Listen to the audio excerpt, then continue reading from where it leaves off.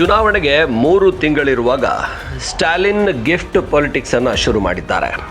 ಇತ್ತೀಚೆಗೆ ಹಲವು ರಾಜ್ಯಗಳಲ್ಲಿ ಸರ್ಕಾರಗಳು ಬರೋದಕ್ಕೆ ಕಾರಣ ಆಗಿರೋದೇ ಈ ಗಿಫ್ಟ್ ಪಾಲಿಟಿಕ್ಸ್. ಇತ್ತೀಚೆಗಷ್ಟೇ ಬಿಹಾರದಲ್ಲಿ ಬಿಜೆಪಿ 10,000 ಹಣವನ್ನು 1 ಕೋಟಿಗೂ ಹೆಚ್ಚು ಮಹಿಳೆಯರಿಗೆ ಕೊಟ್ಟಿದ್ದರಿಂದಾನೇ ಚುನಾವಣೆಗೂ ಮೊದಲು ಅಧಿಕಾರಕ್ಕೆ ಬರೋದಕ್ಕೆ ಸಾಧ್ಯ ಆಯಿತು ಅನ್ನುವಂಥ ವಿಶ್ಲೇಷಣೆಗಳು ಬಂದ ನಂತರ ಪ್ರತಿ ಸರ್ಕಾರಗಳು ಕೂಡ ಇದನ್ನೇ ಯೋಚಿಸ್ತಾ ಇವೆ. ಈಗ ತಮಿಳುನಾಡು ಸರ್ಕಾರ ಇನ್ನೇನು 3 ತಿಂಗಳು ಚುನಾವಣೆ ಇರುವಾಗ ಸ್ಟಾಲಿನ್ ಮುಖ್ಯಮಂತ್ರಿ 2.2 ಕೋಟಿ ಅಂದರೆ 2,20,00,000 ಪಡಿತರದಾರರಿಗೆ ಗ್ಯಾರಂಟಿ ಗಿಫ್ಟನ್ನು ಕೊಟ್ಟಿದ್ದಾರೆ, ಅಂದರೆ ಪೊಂಗಲ್ ಗಿಫ್ಟನ್ನು ಕೊಟ್ಟಿದ್ದಾರೆ. ಸಹಜವಾಗಿ ತಮಿಳುನಾಡಿನಲ್ಲಿ, ಕರ್ನಾಟಕದಲ್ಲಿ ಸಂಕ್ರಾಂತಿ ಹಾಗೆ ತಮಿಳುನಾಡಿನಲ್ಲಿ ಪೊಂಗಲ್ಗೆ ಆ ಹಬ್ಬವನ್ನು ಬಹಳ ಅದ್ಧೂರಿಯಾಗಿ ಆಚರಿಸ್ತಾರೆ. ಆ ಕಾರಣಕ್ಕೆ ತಮಿಳುನಾಡು ಜನತೆಗೆ 3,000 ರೂಪಾಯಿ ನಗದನ್ನು ಹಬ್ಬಕ್ಕಾಗಿ ಮಹಿಳೆಯರ ಅಕೌಂಟ್ಗೆ 2,20,00,000 ಮಹಿಳೆಯರ ಅಕೌಂಟ್ಗೆ ಹಾಕ್ತಾ ಇದ್ದಾರೆ. ಇದರಿಂದ ಸರ್ಕಾರಕ್ಕೆ 6,936 ಕೋಟಿ ಹೊರೆ ಬೀಳುತ್ತೆ. ಆದರೆ ಚುನಾವಣೆಯನ್ನು ಗೆಲ್ಲೋದಕ್ಕೋಸ್ಕರ ಇದನ್ನು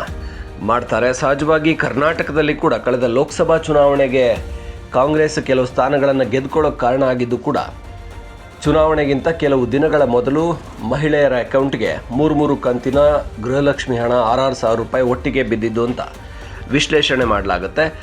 ತಮಿಳುನಾಡಿನಲ್ಲಿ ಕೂಡ ಮತ್ತೊಮ್ಮೆ ಗೆಲ್ಲಬೇಕು ಅಂತ DMK ಇಂಡಿಯಾ ಅಲಯನ್ಸ್ನ DMK ಪ್ಲ್ಯಾನ್ ಮಾಡಿದೆ. ಹಾಗಾಗಿ ಪೊಂಗಲ್ ಗಿಫ್ಟಾಗಿ 3,000 ರೂಪಾಯಿಯನ್ನು ತಮಿಳುನಾಡು ಜನತೆಗೆ ಹಾಕಿರುವಂಥದ್ದು ಏನು ಪರಿಣಾಮ ಬೀರುತ್ತೆ ಅನ್ನೋದನ್ನು, ಇದರ ಪರ ವಿರೋಧಗಳನ್ನು ಇನ್ನು ಮುಂದೆ ಅಷ್ಟೇ ಕಾದು ನೋಡಬೇಕು.